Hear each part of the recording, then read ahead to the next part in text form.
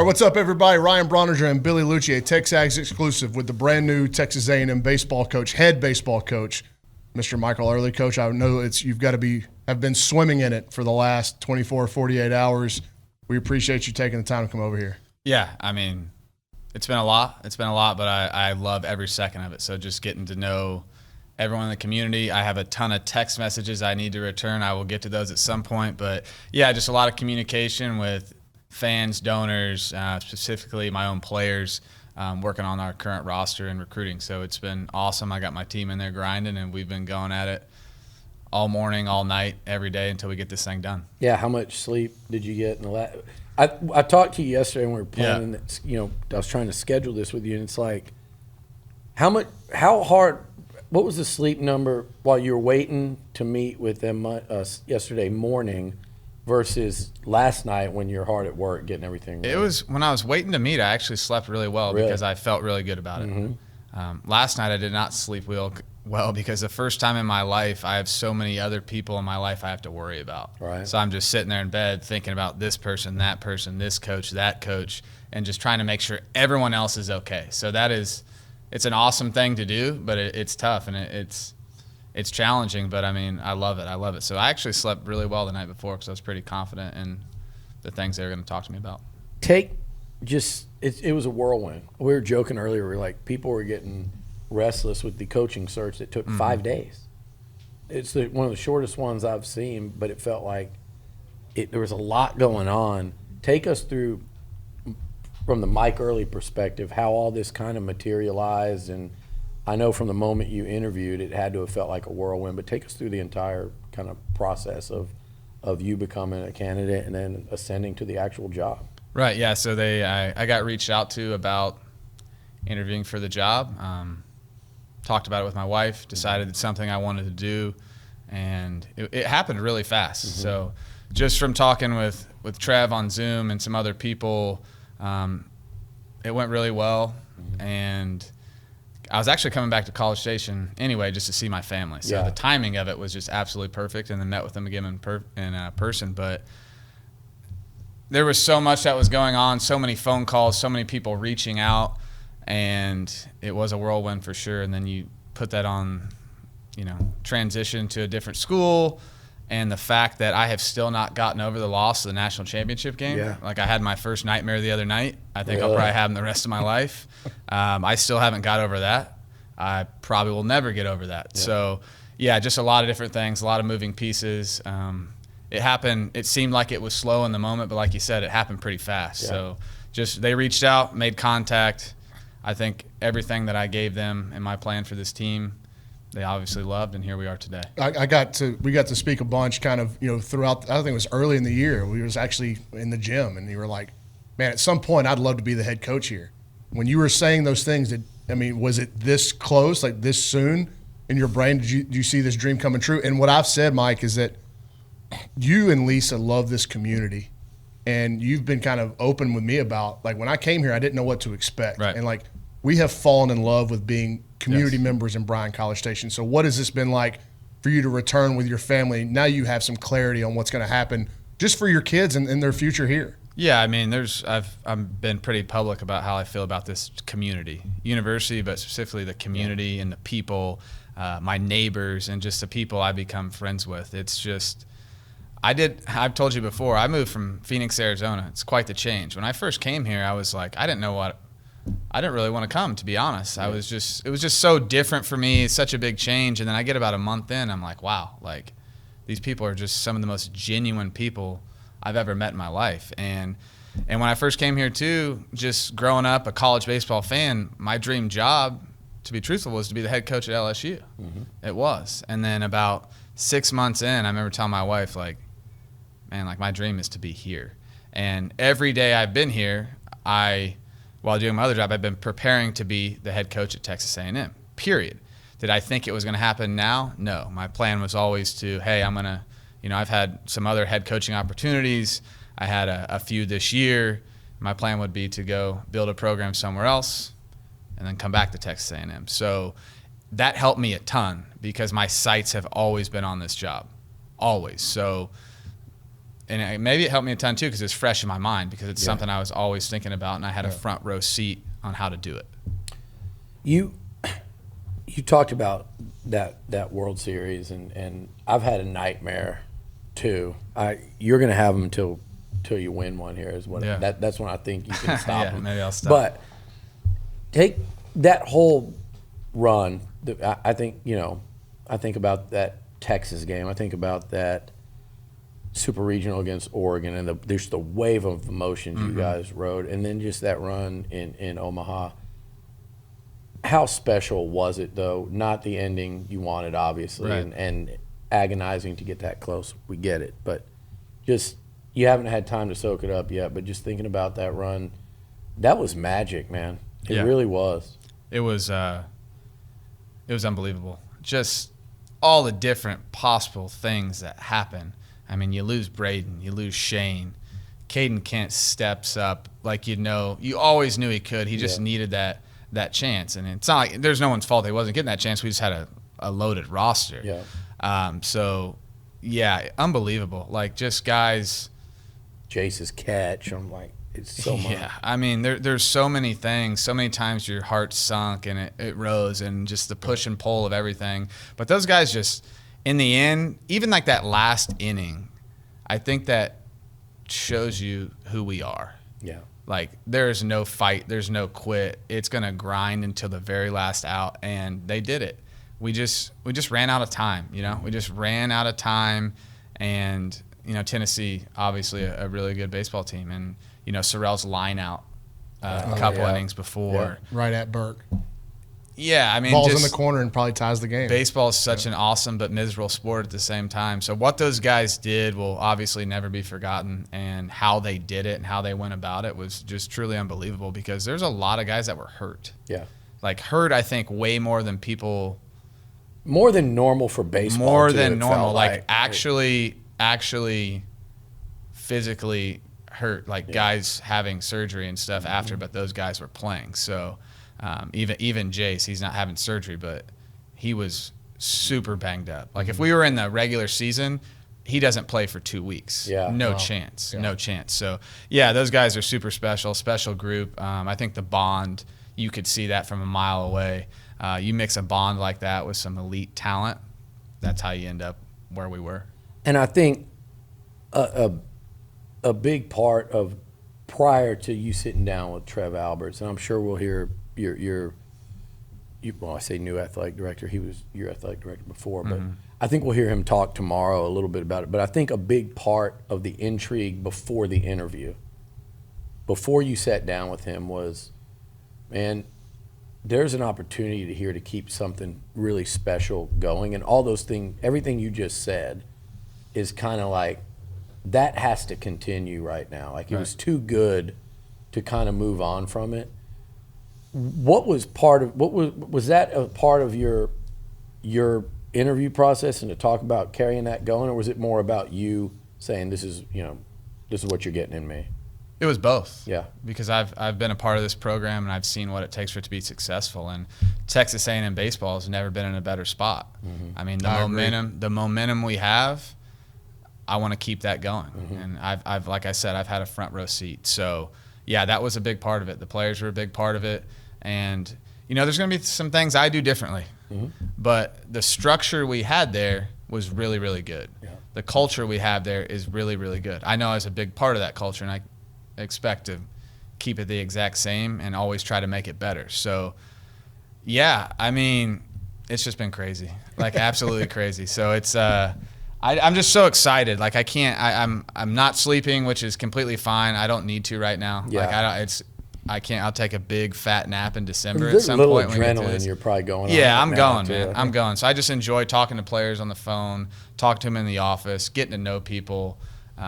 So my interview was pretty simple. I just spoke from the heart and how I felt about this program, the direction I wanted to continue to keep it in, and some things I would do along the way a little bit differently. But in the end, momentum, and we got to keep this ship rolling. I want to ask him, what was Lisa's reaction when you told her I got it, and then Marcia's and your daughter's reactions? Like, what was your family reaction? Say, I got the job. Yeah, so it got leaked before I ever got the job, And my wife was crying, so I had to tell her, stop crying. I don't have the job yet. I got the job. She cried again. So it was, she was so happy. I mean, she's been in this thing with me. She was living with me when I was playing high A baseball for the Chicago White Sox, double A baseball, White Sox, when Marshall was born. Marshall was just... I bet he was stoked, dude. I mean, just through the roof. Like, he's just wanted me to be a head coach. Yeah. So he's always asking, like, are you going to be a head coach? Are you going to be a head coach? And the kids were just... They were so happy. Like, they love it here. I mean, they love the schools they go to. They love their friends. Marshall is so excited that he does not have to play on a different baseball team. I text Coach Kopic, shout out. I said, hey, we're still in town. I hope you did not give Marshall's spot away. If we need to try out, we can. He assured us we were fine, so we're good to go. How great is it that you passed up the jobs you did, having no idea what was to come? Like, how would that have worked out? I mean, the jobs that I passed up publicly, and then some of the ones that I had got wind about. I said I'm always going to take the right situation. Obviously, this is the perfect situation. So, yeah, I'm super happy. I think my draw to this place kept me here. I always just had, I don't know. I've just always had a feeling about this place. Well, I love this whole story and how it wound up. In the day and age of coaches getting fired, coaches leaving, it's always you love to hear like a good fun, like, hey man, it worked out. Yeah. But the part of it I love is the way this was like. It started with, I think, the players saying, hey, do y'all want to hear us out? Yeah. Like, 'cause we got an idea. And I told people, like, that was like where the seed was planted. Obviously, it doesn't. You have to sit down, and everybody has to believe in you that makes the decisions. But damn, those players, they beyond believed in you, that they put themselves out there. How much does that mean to you as a guy that's coached them the last 3 years? It means everything to me. I mean, I think they genuinely know that I love them, so that makes them love me back. I care about them way more than about baseball, like way more. I'm so invested in the relationship part. I mean, even the amount of kids I've heard from and still talk to from Arizona State that have reached out. So I'm not their friend, you know what I'm saying? Yeah. But I'm friends with them when they're done. Like, they know I care about them. So yeah, they're a big part of it. I said I knew there was an opportunity there, but I was never going to open the door. I was never going to pry and push and get my way in. The players opened the door for me, and I said the door's open, and I'm running through it. So obviously a huge part, and I appreciate them.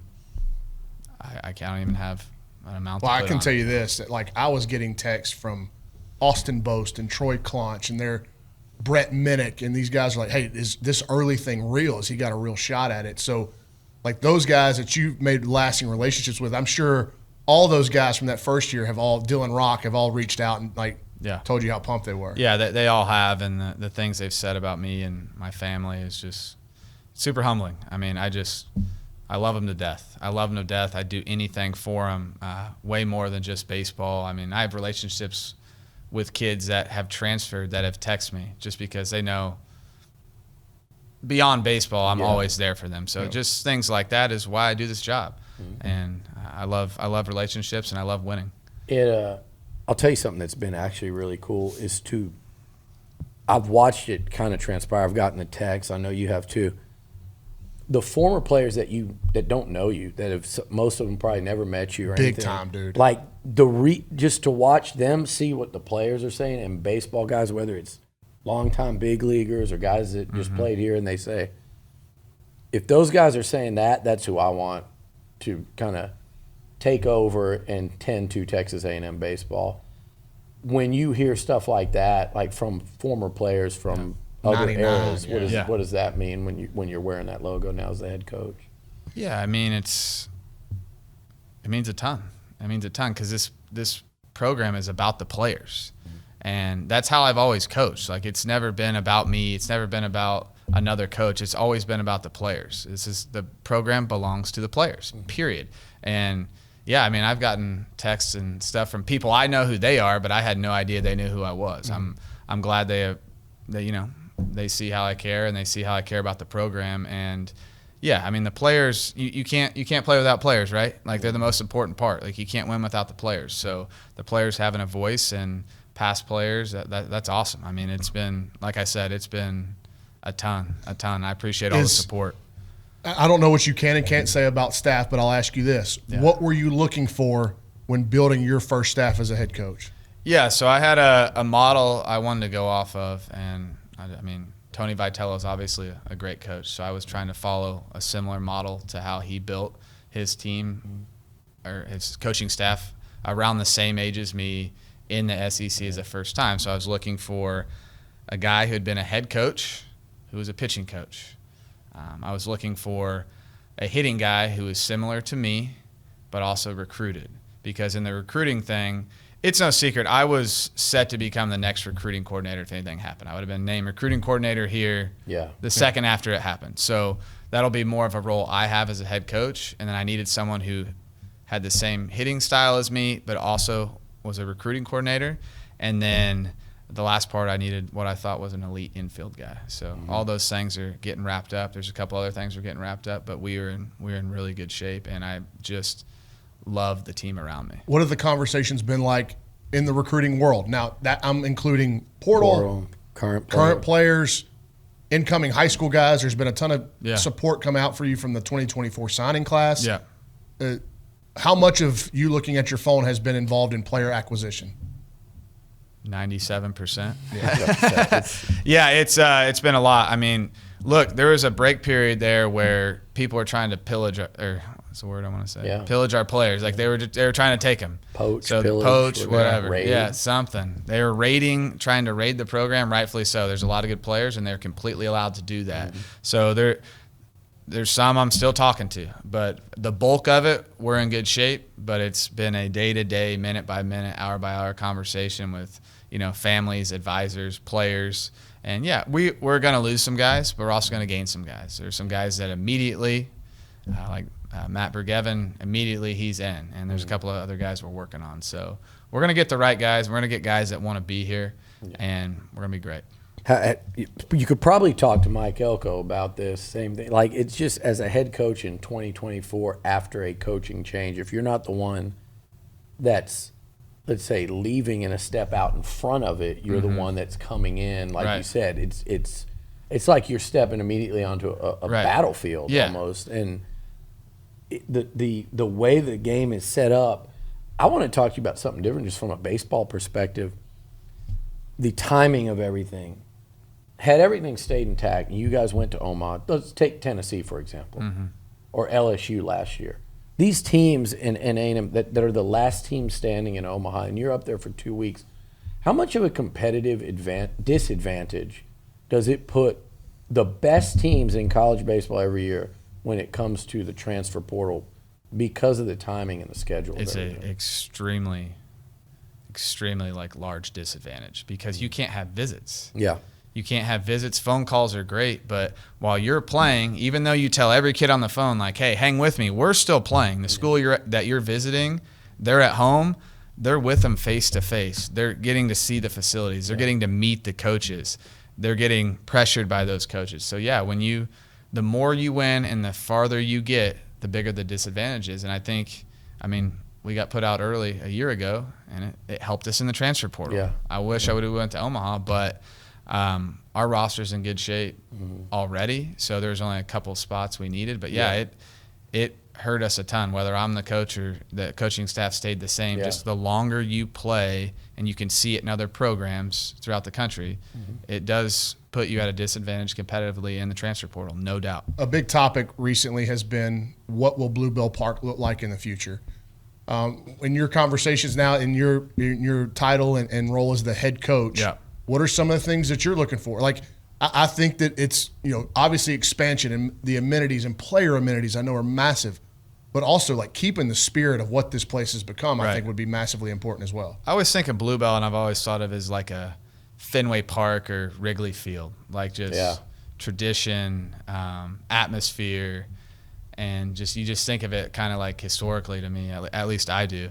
But I've talked to Trev about it. They are fully on go on everything. Like nothing has changed. I know player development facilities are big for me and big for the program, and getting this place to, match some of the other schools in the SEC. So, I think an expansion would be unbelievable. I mean, I think if we could make it 40,000, I think there'd be games that we sold this out with all these Aggies. So, really important. But again, right now I'm focused on the here and now. I don't want to keep him too long. Yeah, exactly. Phones are buzzing right here. Yeah, legitimately. I thought it was mine. You've had our phones buzzing for about the last few days, but now we will gladly shift that burden over to you. Yeah, man. My question is, when are you going to get time to meet us at the gym, or are you just too big time now that you're not going to be with us? Whenever I come in there with you guys at the gym, we just talk about baseball. So you don't do anything dumb. I'll just come in here and do it. But I haven't worked out in a week. It's pretty long time. What about Omaha? It seemed pretty tough to get anything done. I actually was in there every morning because that's the only way I could get the stress out. Brett Minnick said most jacked coach in the SEC now. I'll leave that. I'd have to think about that. I'll leave that there. I'd have to think about that. But yeah, I mean, if it wasn't for us, he'd probably be in better shape. Probably for sure. Y'all, listen, we really do just sit in there and talk like a damn sewing circle. It's actually a great time. It is. Well, this is a great time. This has been following this. I think we all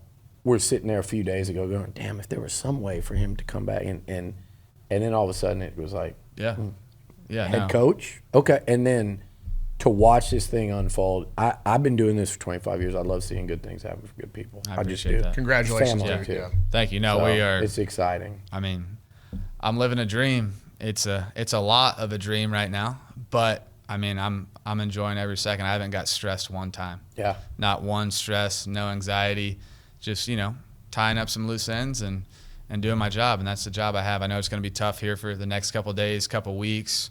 That's completely fine. I know exactly what I signed up for, and I promise you I'm built for it. One of the things I thought of was Dan Campbell, right? And I've known Dan forever, since we were young. And the Lions gave him his shot. And when it came up that A&M was looking for a football coach and some media person asked him, I was like, don't even bother.